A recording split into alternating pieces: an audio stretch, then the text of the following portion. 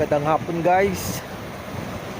Dito tayo ngayon sa Pasiga ng Matain, Bukana. Ito yung kalagayan ng ano dito. Yung ginawa naming daanan was out. Nire-repair na lang.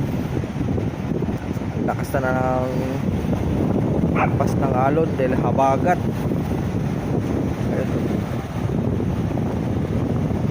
Alright.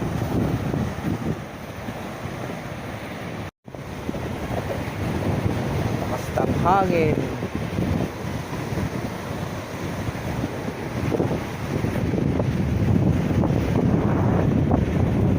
Ano, mambo na naman.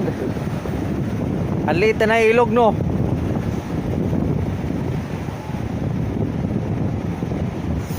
Pag ganyan kababaw yan, pwede pa natin kunin yan. Ha?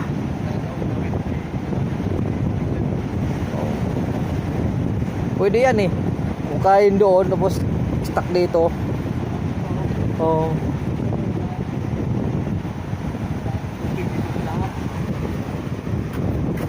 Kaya yan.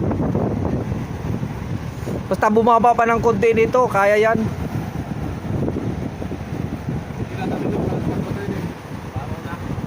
Oo.